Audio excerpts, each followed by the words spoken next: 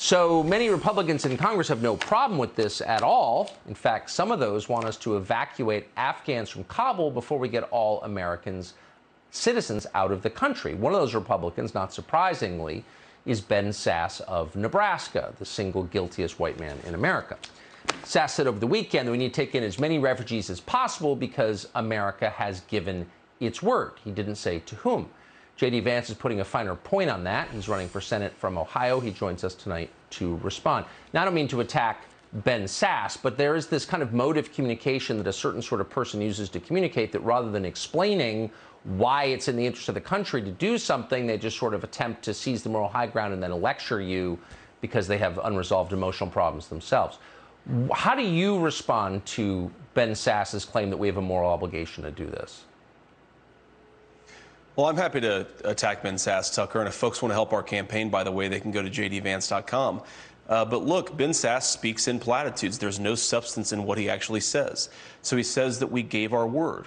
Well, who did we give our word to? Where is this contract that says that we have to take tens of thousands of poorly vetted Afghan refugees at the height of chaos? The person who made that contract, who signed that contract, would be a terrible negotiator. I know that Donald Trump didn't do it. Did Joe Biden do it? Did somebody else do it? Because we should be putting the interests of our own citizens first. And if our government's making promises to other people, to other refugees, then let's be honest about it, but stop with these ridiculous platitudes because they don't actually mean anything unless there's substance behind it.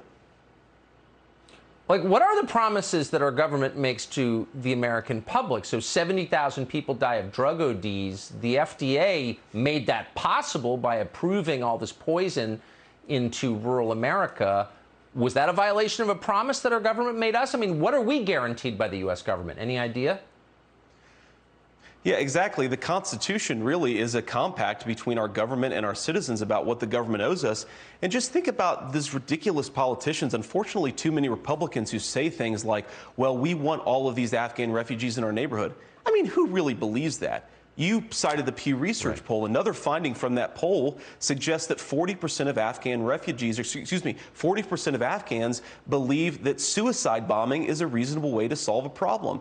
Who wants people like that in their community? Of course, 60% of Afghans don't believe that, but when you're not vetting people properly, you're going to get a lot of bad people in your communities. So let's just be honest about the fact that if we want to have a real country, we need to make sure that good people are coming into this country. There are ways to help the Afghans who really did help our military without sending tens of thousands of unvetted people into our country. And the fact that our politicians aren't honest about that trade-off suggests they're either hiding something or they're just stupid. Either way, it's not very good. Well, they don't care about the details because they don't care about the country. That's, I think, the answer. If you treated your kids like this and sort of anyone could share their bedroom, your kids would know you don't really love them.